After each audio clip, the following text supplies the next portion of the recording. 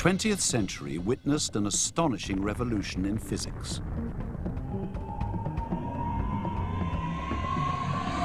From unlocking the secrets of the atom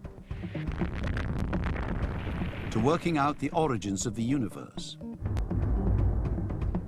physics took us places we'd never dreamt possible.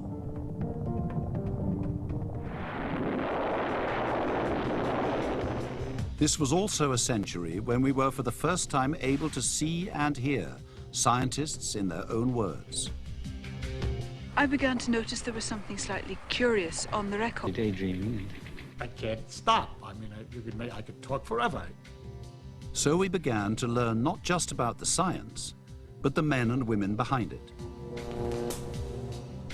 And the more we learnt about these scientists, the more it became clear that their personalities, eccentricities, and rivalries Was that he was too short too quickly. were all fundamental to their discoveries. In fact, it's impossible truly to understand the 20th century revolution in physics without first knowing who these men and women really were. I see, and your idea is to find out what nature could be.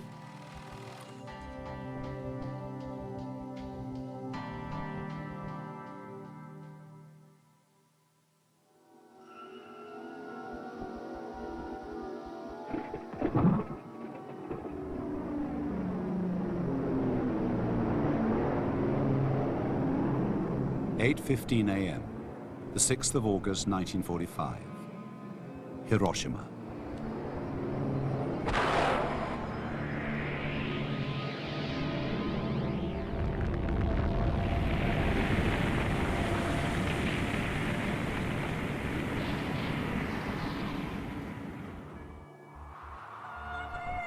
And the world witnessed the power of physics. A catastrophic explosion sent a shockwave that flattened the city, sparked a huge firestorm, and bathed every living thing in deadly radiation. Over 60,000 people died immediately. The atomic bomb shocked the world, causing a scale of destruction never before witnessed. It also broke the heart of the world's most famous scientist, the man who had launched the 20th century revolution in physics and dedicated his life to world peace and equality. It is impossible to achieve peace as long as every single action is taken with a possible future conflict in view. The leading point of view of all political action should therefore be, what can we do to bring about a peaceful coexistence and even a loyal cooperation of the nation? Hiroshima devastated Albert Einstein, not only because it tested his ideals, but also because he felt he had played a role in the development of the bomb. What weighed heaviest on Einstein's conscience was a letter he had signed in 1939. It was addressed to the US President Roosevelt and written to the Nazis. His signature would have carried more weight than any other. After all, by then he was the most famous scientist in the world, a scientific superstar. What do you think of prohibition, Professor? Ich trinke nicht, also ist mir das ganz gleich.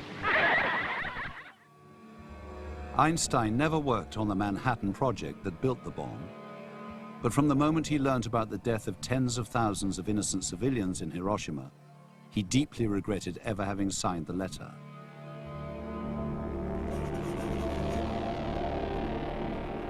Yet there was also another, more fundamental way in which Hiroshima lay on Einstein's conscience. Because the equation that made him famous, the equation that symbolized the scientific revolution he created, was the very same equation that underpinned the atomic bomb. E equals mc squared. The equation E is equal mc squared, in which energy is put equal to mass multiplied with the square of the velocity of light, showed that very small amount of mass may be converted into a very large amount of energy.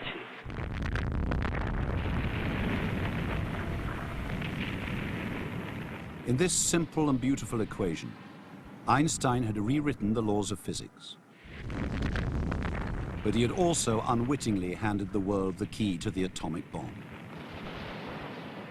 It was an outcome he could never have foreseen when he began his scientific studies at the start of the 20th century.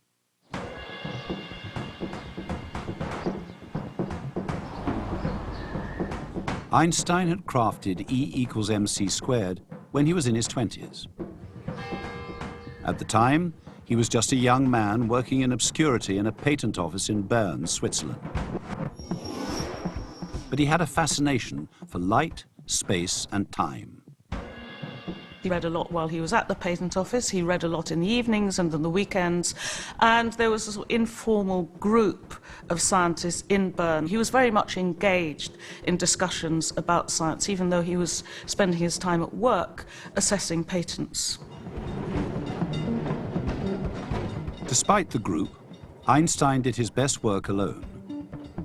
His method was to create thought experiments that asked some simple, profound questions. Questions like, if I'm traveling on a tram, does time run differently for me inside the tram compared to people standing on the street outside? And if I was traveling away from a clock tower on a beam of light, would my wristwatch and the clock read the same time?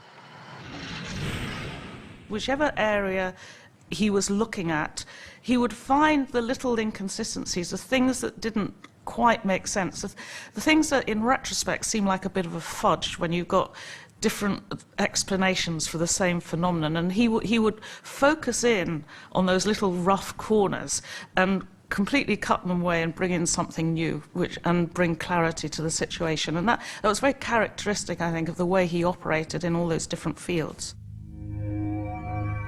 Einstein spent time deep in concentration, considering the outcomes of his thought experiments, which would culminate in two groundbreaking theories that would lay the foundations for modern physics.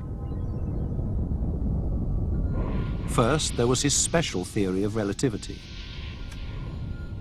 This proposed a radical new concept of space and time, suggesting that neither are absolutes, but can change depending on the relative motion of objects and observers. A set of ideas that also led to E equals mc squared. And then his general theory of relativity, which gave physicists a new understanding of gravity. Rather than being a force, it was now a property of the curvature of space and time. They were groundbreaking new theories, products of Einstein's vivid imagination, creativity, and ambition. The freedom and independence he enjoyed in Bern, away from the formality of academia, allowed him the space to formulate some of the most original ideas in science. And as other scientists began to provide support for these theories, Einstein was rocketed into world fame. Einstein had the reputation before all these results were announced of being very mild-mannered, of being shy, but he absolutely rose to the occasion. He just basked in the glory, and he really loved it. And he went on tours, and he talked to audiences. His lectures weren't always very good, and there's a report from Oxford by a student, and he said when Professor Einstein came in, he was shuffling along, and he looked quite sort of dejected and low-spirited. And then the audience rose to his feet and clapped, and suddenly Einstein came alive and his whole face lit up, and he obviously really needed that public adulation. Can you kill the lights, fellas? Can you kill the lights? Shake hands with me, all right? The public latched on to Einstein's playful image, rather than try to understand his complicated theories. The intellectual elite treated him like a god. Ptolemy made a universe which lasted 1,400 years. Newton also made a universe which has lasted 300 years. Einstein has made a universe And I can't tell you how long that would last. One. After Einstein, the story of 20th century physics became the story of men and women who either built on Einstein's work, attacked it, or filled in the gaps of what it could not explain. And the first big development after relativity concerned the one part of the universe that seemed to defy it, the world of the subatomic particle. This was a strange new world, and it led to an entirely new branch of physics.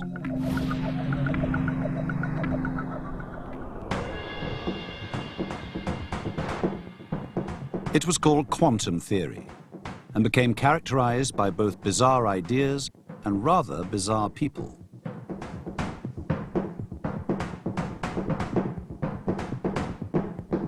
Few were more strange than British mathematician Paul Dirac. His intellect rivaled that of Albert Einstein, but in character, Dirac could not have been more different. Talking about the history of quantum mechanics, the English physicist Paul Dirac. Quantum mechanics was discovered 40 years ago by Heisenberg. Shortly afterwards, it was discovered again independently in a rather different form by Schrödinger. Heisenberg and Schrödinger gave us a very wonderful theory. Many people took it up and proceeded to develop it. I was one of them. Well, he was certainly a very strange man. He was very quiet. People call him shy. I guess he was shy. He took things very literally. Also, it might be something which seemed a bit rude. I know that somebody asked him whether he'd seen any good films recently or something, sitting next to him probably at high table at St. John's College, Cambridge. And he said, well, why do you want to know? Dirac would later attribute his silence to being bullied as a child by his father. He was brought up by this very strict father who insisted that at dinner time or at home, I think, his son should only speak in French. And Dirac didn't like to speak in French. And so he, as the preferable option, he just didn't speak at all. Others claimed Dirac's social awkwardness was because he was autistic. Whatever the reason, it didn't hold him back in the pursuit of a career in mathematics at Cambridge. Professor Dirac, we heard before from Professor Heisenberg about his visit to the Kapitsa Club in Cambridge. Can you tell us something about that club? Kapitsa was a young Russian physicist who came to Cambridge to work with Rutherford. He organized a club, about 20 members, physicists, who would meet every Tuesday evening, and someone would then read a paper on some question of physics, and there would be a lot of discussion afterwards. There was a minute book which was kept of this club, which is very fortunate, and we can look in the records of that and see just the subject that Heisenberg taught on. I don't remember whether he spoke about his new theory at that time. If he did, I didn't take it in because I was probably daydreaming, and I don't take in everything that a lecturer says. Despite his daydreaming, Dirac was singled out as a brilliant and fresh talent in the new field of quantum theory. He was invited to speak at the most prestigious international physics event, the Solvay Conference. Only a few months later, he published an equation which would solve one of the biggest problems in physics and become his most... The thing that Dirac's best known for is the Dirac equation. And I remember going to lectures where people have said, well, the Dirac equation is the most accurate equation known in science. I don't know where you'd say that now, but it's the equation of the electron. It was partly to solve a problem which people found that they couldn't describe particles in accordance with relativity.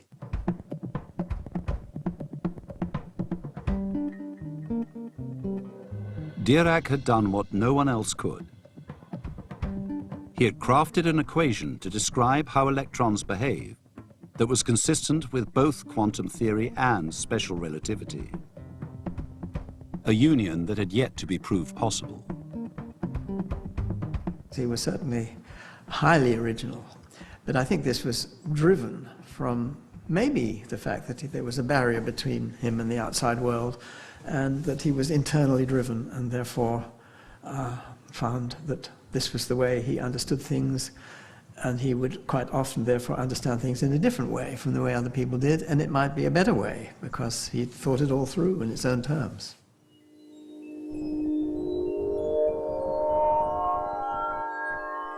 As well as explaining how electrons behave, he developed a theory of quantum electrodynamics, which described the interactions between electrons and light.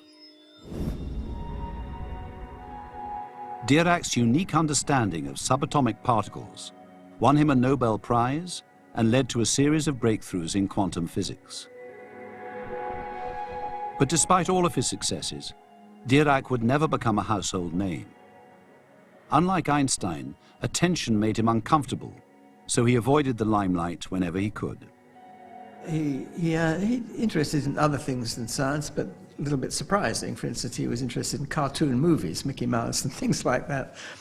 He was interested in things where the emotional content was not a major part of it.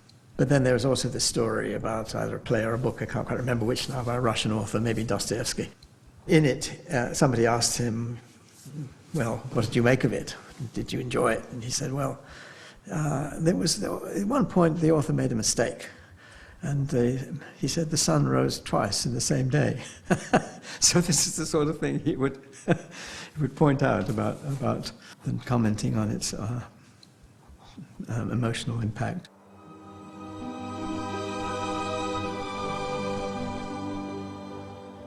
Dirac only ever let a few people into his world. His wife I knew was the sister of a very distinguished quantum physicist or mathematical physicist, Eugene Wigner, who was a very important figure also in the early days of quantum mechanics. And so she must have known that community and known how Dirac was respected within that community, which I expect had something to do with their getting together. And she probably felt he was somebody who needed protection, needed attention, and somebody who would be very worthwhile and interesting to be with.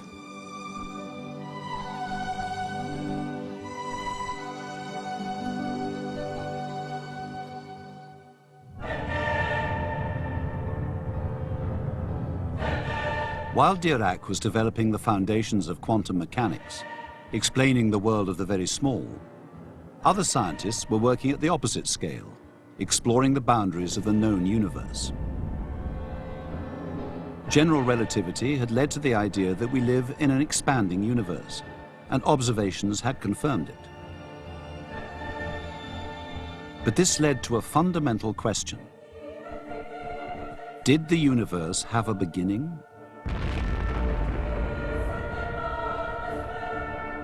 It was a question that would cause one of the bitterest rivalries in science. A conflict that consumed two brilliant physicists, but would ultimately lead us to a deeper understanding of the universe. As you probably know, there are two forms of cosmology, what has been spoken of as the Big Bang and the steady state. The one I've been associated with, the galaxies must be forming the whole time. Fred Hoyle was the son of a wool merchant and brusque Yorkshireman who believed that the universe had no beginning and has no end.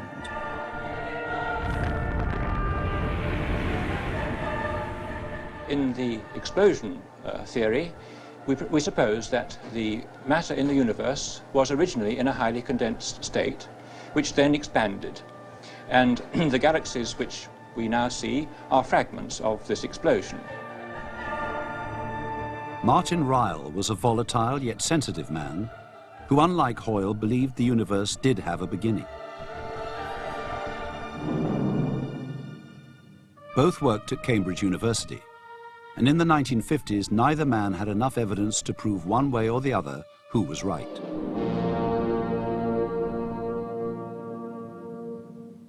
I only got to know Fred Hoyle after 1965 when I was a student, but I already became aware that he had been a great figure in the history of the subject. Indeed, between 1945 and 1965, I think it's fair to say that he contributed more to astronomy on the theoretical side than anyone else in the world. He was an extraordinarily inventive and versatile person. And his greatest achievement, in retrospect, was to realize that all the atoms that we are made of were forged inside stars. Hoyle was a confident man, whose great achievements were in part because he wasn't afraid to go it alone. One of the things that one has to think about is you have to have a sense of obstinacy in science, because if you don't, you're not going to go against the crowd. And if you don't go against the crowd, you're not going to have any real successes. But the question then is can it interfere with one's judgment? Well, let me make it absolutely clear that a sense of obstinacy is only of value insofar as it allows you to discount the opinions of other humans. At the time, Hoyle was an atheist, and so perhaps it wasn't surprising that his steady-state theory avoided any hint of a genesis. He said that the universe had always looked the same, that new galaxies formed in the spaces made by the universe's expansion. And as a practiced popularizer of science, Hoyle took to the airwaves to promote his point of view. The BBC presents The Nature of the Universe. The speaker is Fred Hoyle, a Cambridge mathematician and fellow of St. John's College. Perhaps like me, you grew up with the notion that the whole of the matter in the universe was created in one big bang at a particular time in the remote past. What I'm now going to tell you is that this is wrong. Hoyle was the first person to refer to the explosion theory as a Big Bang. And although he didn't intend it to, the phrase captured the public's imagination and became a brilliant marketing tool for his opponents.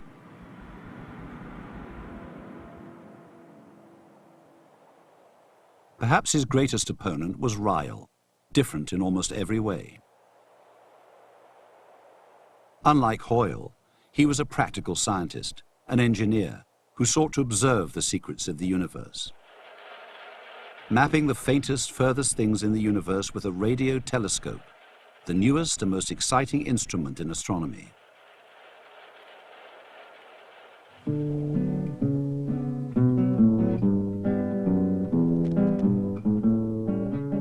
This is Martin Ryle, Fellow of the Royal Society, Professor of Radio Astronomy at Cambridge University. We're receiving naturally emitted radiation just like the light from a star. And if we listen to these radio waves, as in the case of the distant source in Cygnus, what we hear is a rushing noise.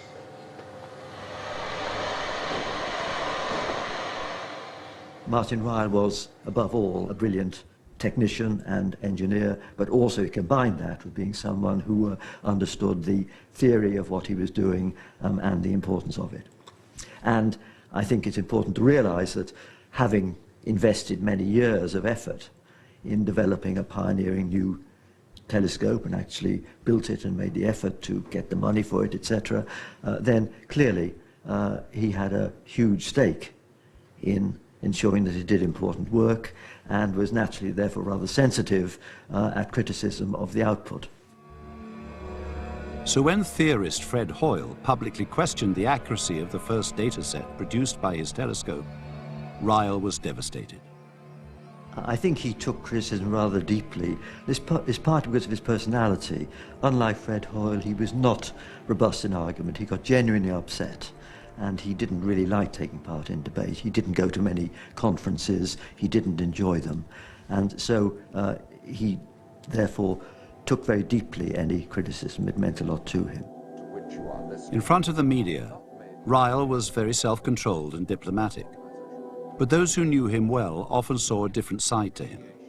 Martin Ryle did have a bit of a temper, there's no doubt about it. He would very easily fly into a rage about something.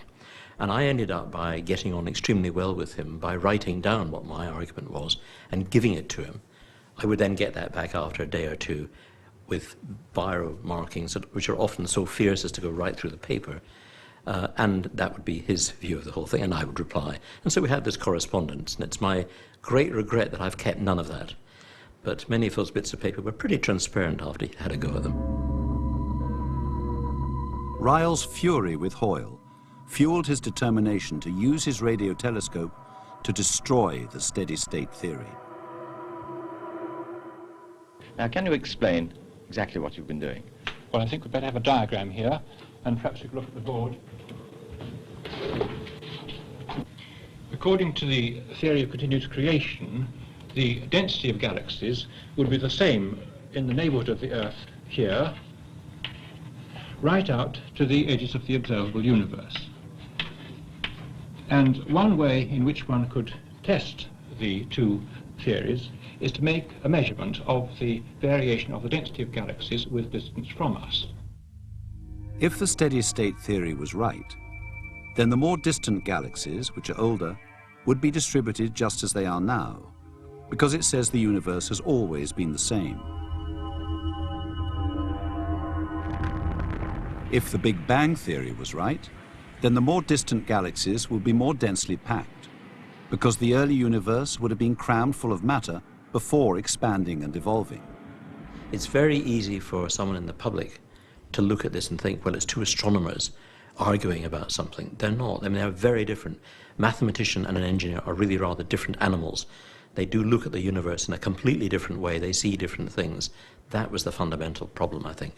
There was very little attempt on either side, I believe, to understand the other, how they worked, how they ticked.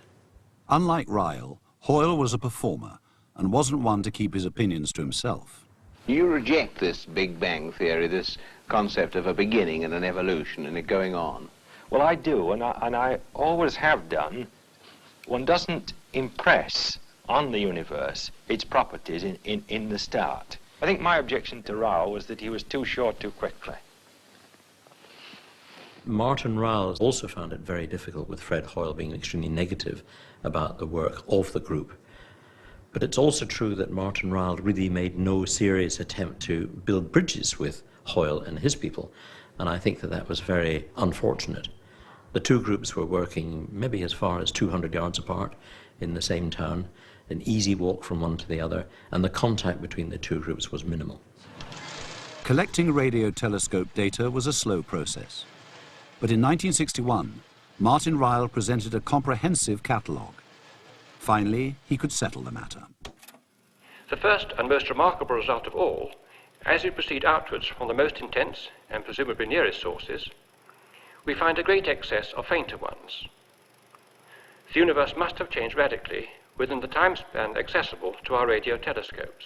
This result seems to show quite clearly that the steady state, the continuous creation theory of the universe cannot be correct. The results imply that the universe is changing with time. The rivalry between these two men had finally yielded a result, evidence for the Big Bang theory. Most of it comes from a volume much larger. For most astronomers, the proof was now stacked against Hoyle and his theory, although Hoyle himself wouldn't accept it. You have here in Cambridge Professor Ryle, who is a radio astronomer, and as I understand it, he made a study of the radio stars and claims to have proved your steady-state theory to be wrong.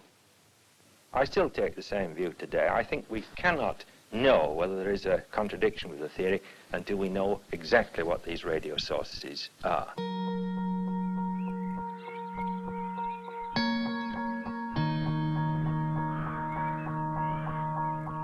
Even when the rest of the scientific community embraced the Big Bang theory, Hoyle refused to join them.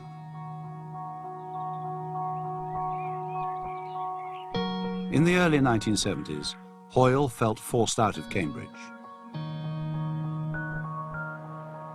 He moved to the Cumbrian countryside, where he pursued his love for science fiction writing. Tea's ready! Here, he also had more time to spend with friends, including a man who was revolutionizing the other great branch of 20th century physics, the quantum world of subatomic particles.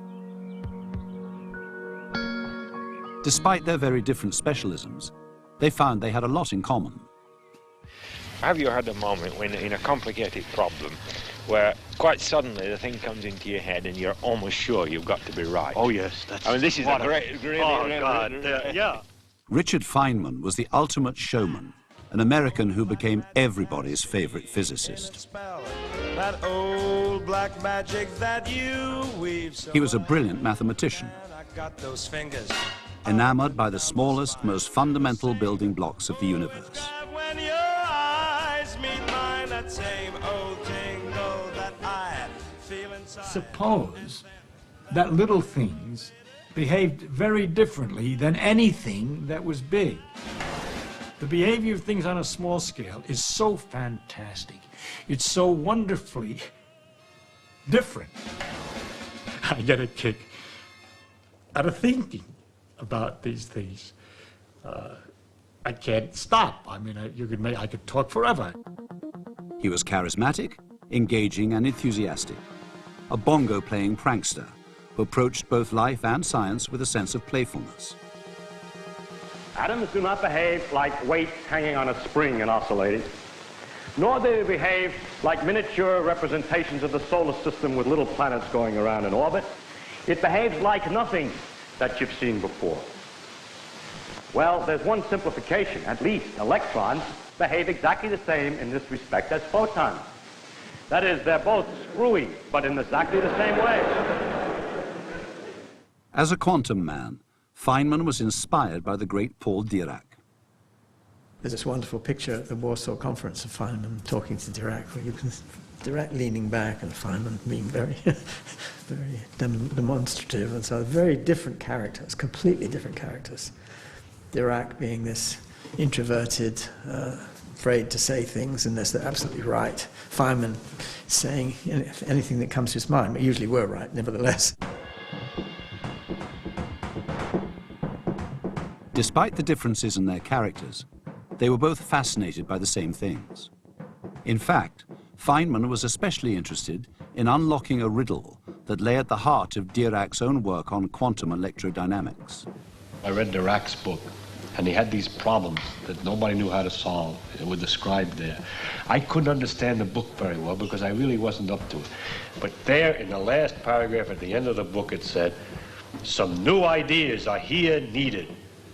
And so there I was. Some new ideas were needed. Okay, so I started to think of new ideas. Although Dirac's mathematical description of how electrons and photons interact was undeniably correct, the equations themselves confused physicists because they sometimes produced crazy answers like infinity. Feynman went his own route, and he said, well, look, we don't have to have all this complicated stuff. There's all this formalism and this fancy mathematics. Let's get right down to the root of what we're trying to do.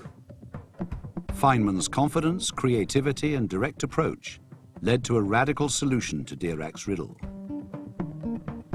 It's like building those houses of cards, where you're putting together, on each of the cards is shaky. And if you forget one of them, the whole thing collapses again. You don't know how you got there, and you have to build them up again. Feynman's answer came in the form of diagrams. Little pictures that represented each step of the equations.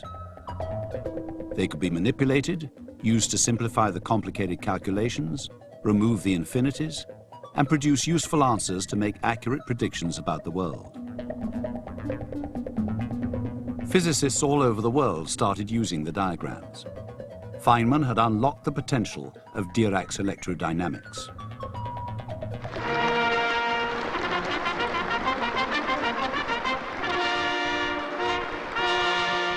In 1965, Feynman was given the Nobel Prize to recognize the impact of his diagrams, although he wasn't the most grateful receiver of it. I don't like honors.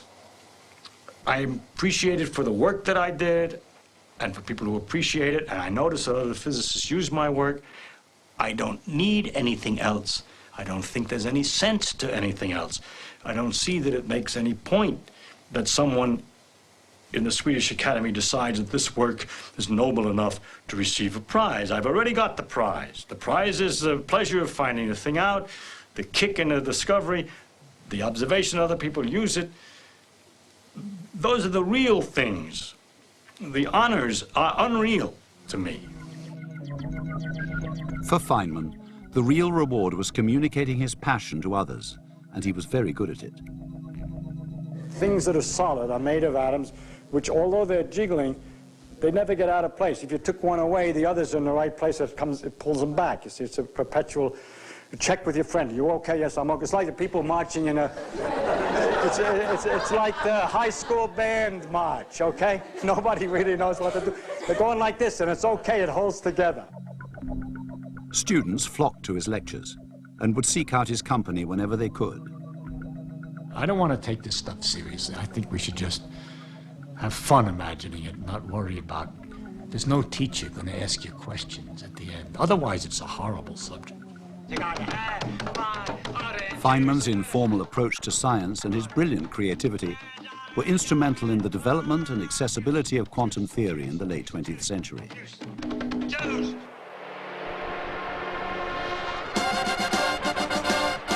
What goes up must come down. Spinning wheel. At the same time as the revolution in quantum physics, scientists were also making great astronomical finds. Observations that would provide further proof of Einstein's theories. One of the most significant discoveries was made in the late 60s by an extremely determined young woman, embarking on a career in the field of radio astronomy. The new instrument was perhaps the least glamorous telescope ever built. And it was to be operated full-time by one person, a girl. Jocelyn Bell Burnell, however, was not just a girl. She was a talented scientist who had a lifelong passion for the night sky. I went away to boarding school at age 13. The physics teacher that I had, Mr. Tillett, was a super teacher. I could well have had... Mr. Tillett was quite the opposite. I went to Glasgow and I was the only woman doing physics. And every time I entered the lecture theatre, as was the tradition, the guys whistled, stamped, catcalled, banged their desks. There was a them and me. I was rather on my own the whole time.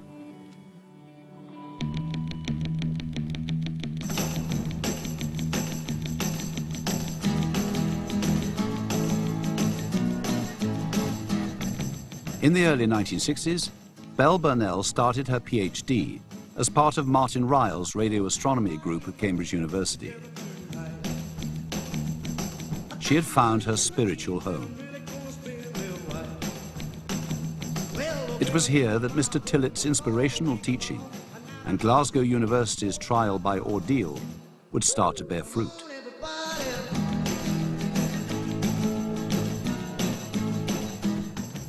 The Cambridge Radio Astronomy Group had an interest in distant objects because they were interested in general in how the universe had evolved. But first we had to build the radio telescope, and actually I spent 2 of my 3 years constructing a radio telescope. She was outside in this muddy field, literally building. It was quite a hard business. I think she must have become very, very fit because of all that. But it was quite a difficult, physically demanding work started. Bell Burnell was in charge. Look for quasars, because they twinkle. And this thing's specially designed to pick out twinkling things. And after we'd been running, I suppose about a few months, I began to notice there was something slightly curious on the records. They came out as paper charts. And of course on these charts you could see radio sources, and unfortunately you could also see man-made interference. But there was also something that didn't quite fit either bill. It wasn't exactly a twinkling radio source, and it wasn't exactly interference either.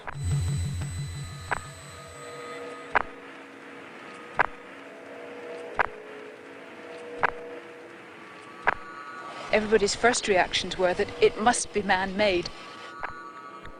Including Bell Burnell's supervisor, Anthony Hewish, who was convinced there had to be a terrestrial explanation for the anomaly on the paper chart. We wrote round to all the astronomical observatories in sort of Britain saying, have you had any program going which might possibly cause radio interference? But the observatories wrote back with the all clear. There was nothing obviously interfering. Easy when doing research to try and brush over those things that don't quite fit into your view of things. She didn't do that. She found this thing which actually didn't really make sense, and she kept at it and was Burnell enlisted the help of another radio telescope to prove to all her doubters that the signal was in fact coming from the cosmos. She finally convinced Hewish that this was something to pay attention to. The big mystery was didn't expect regular pulsations. Stars and galaxies don't pulse like that. Hewish ruled out the possibility for any known star or galaxy, which led them to consider another explanation. Well, perhaps it's little green men.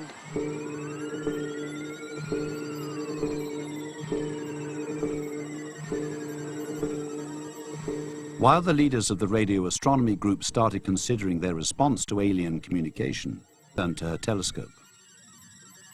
She was very self-contained, somebody who kept herself to herself, wasn't really a great socialite in the group.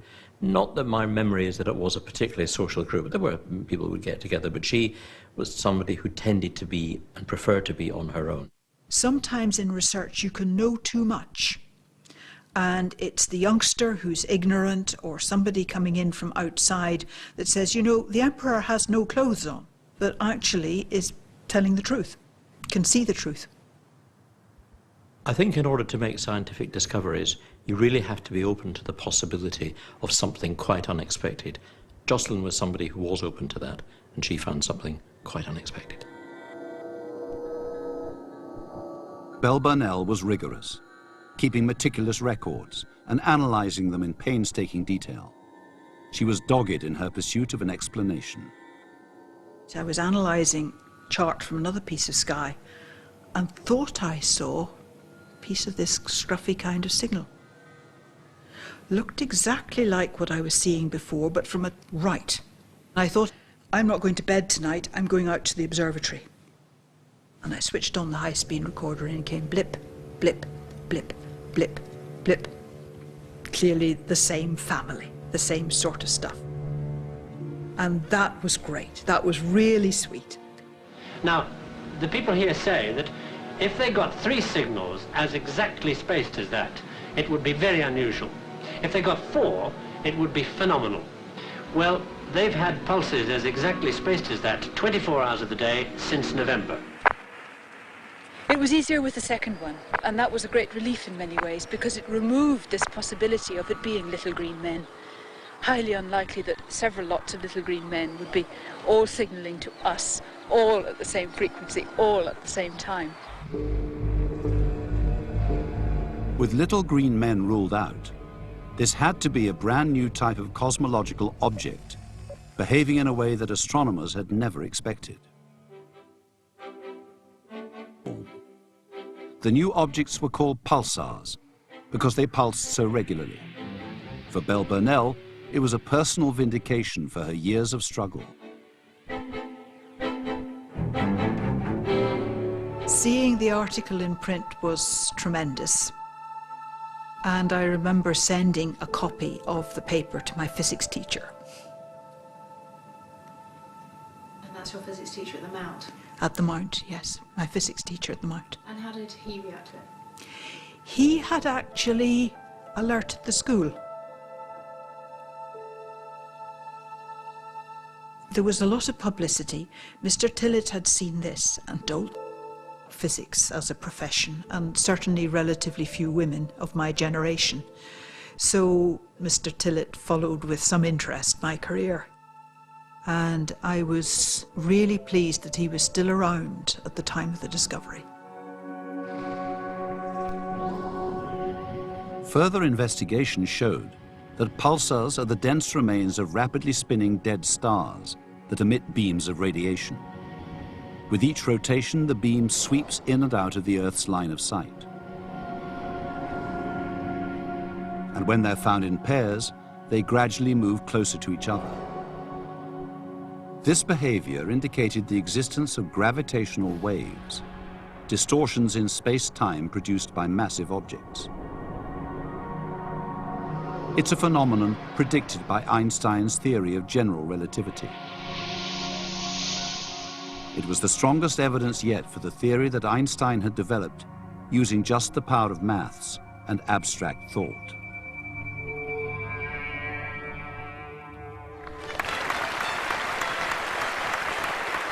Professor Anthony Hewish. Anthony Hewish won the 1974 Nobel Prize for his role in the discovery of pulsars. Controversially, Belle Burnell was not included, but she has remained remarkably philosophical about it. You can actually do extremely well out of not getting a Nobel Prize. And I have had so many prizes and so many honours and so many awards that actually I think I've had far more fun than if I'd got a Nobel Prize, which is a bit flash in the pan. You get it, you have a fun week, and it's all over. And nobody gives you anything else after that because they feel they can't match it.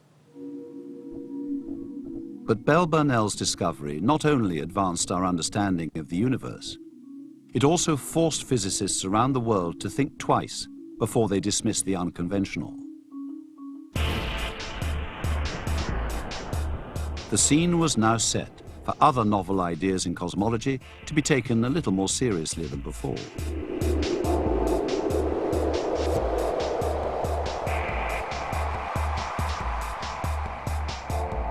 Good news for another Cambridge PhD student who was not only pursuing an idea rejected by other physicists, but was also facing his own personal struggle.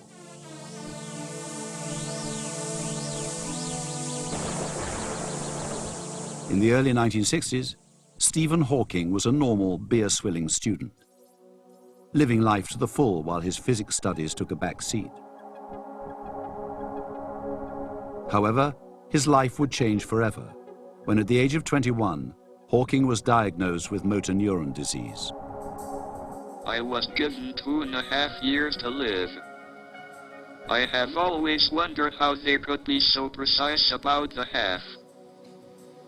Its first effect was to depress me. I seemed to be getting worse fairly rapidly. There didn't seem any point in doing anything or working on my PhD because I didn't know I would live long enough to finish it. While he struggled to adjust to the diagnosis, Hawking fell in love and married a family friend, Jane Wilde.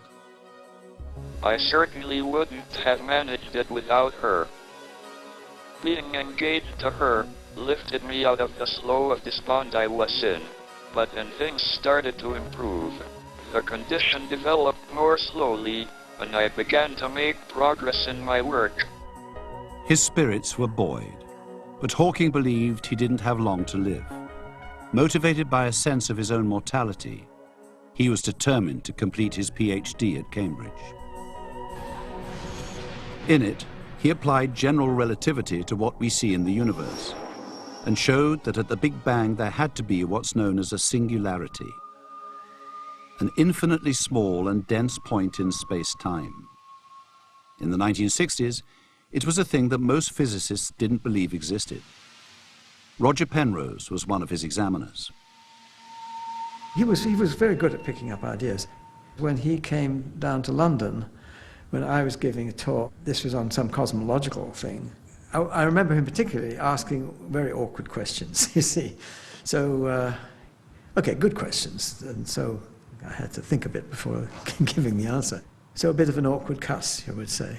Not afraid to bring up issues which a young student might be a little shy of bringing up, so he wasn't shy at all in that way. Hawking remained at Cambridge University, and his career in astrophysics went from strength to strength. Although he had outlived his original diagnosis, his health was inevitably deteriorating. He could speak for quite a while, but largely only in ways that his close colleagues could understand him.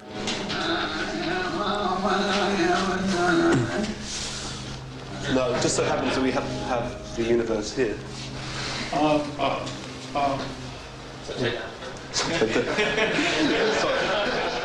I'd speak to him for a while, and I could, a fair amount of to and fro, and I could understand what he was saying more or less, and he could understand what I was saying.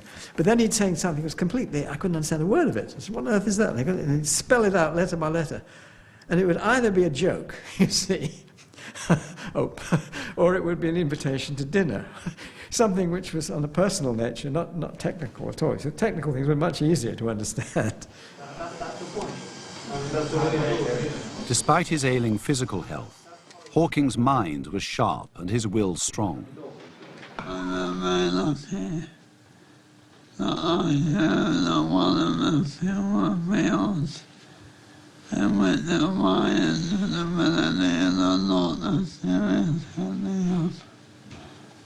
Stephen's lucky that he chose one of the few fields in which his disability is not a serious handicap.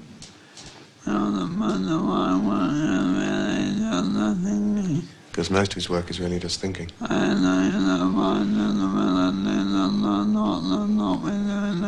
And his disabilities don't stop him doing that.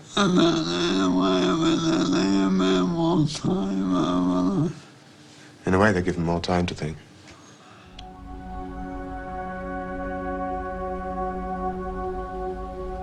I think probably the most determined person I've ever known.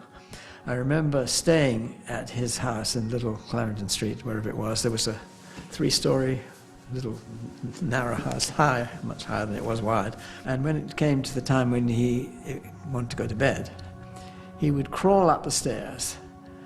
He refused to have anybody help him in any way.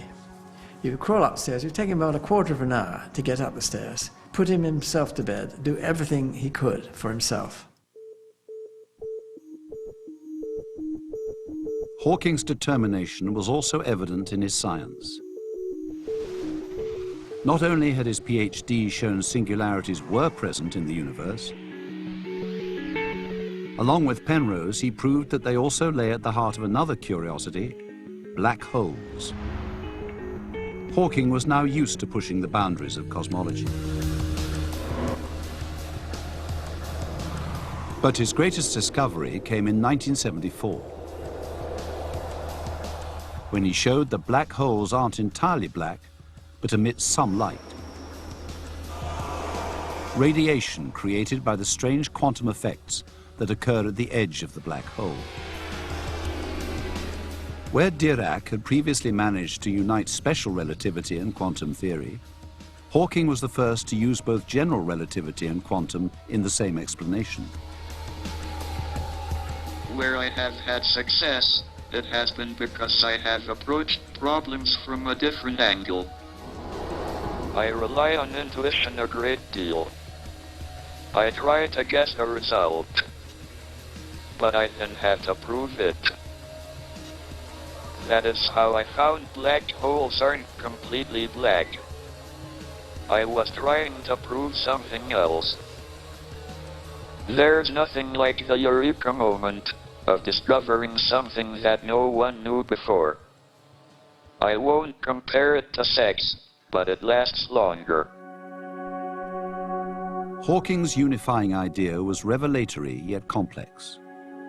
And having had a family of his own, he had a burning ambition now to popularize his science. In 1988, he published A Brief History of Time, which aimed to explain the mysteries of the universe to non-scientists. It became an international bestseller.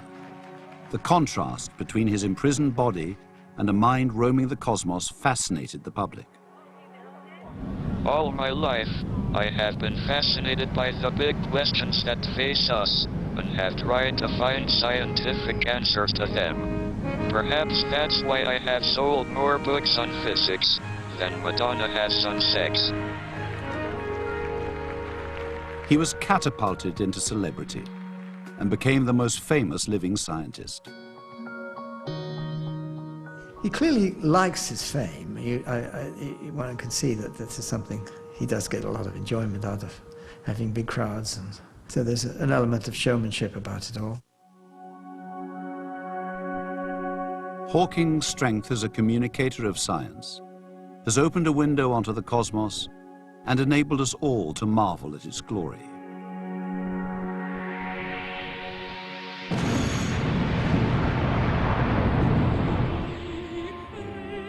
Throughout the 20th century, the secrets of the universe have been unraveled by extraordinary individuals.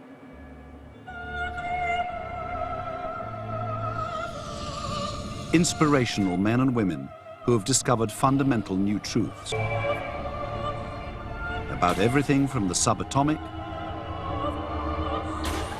to the extremely massive.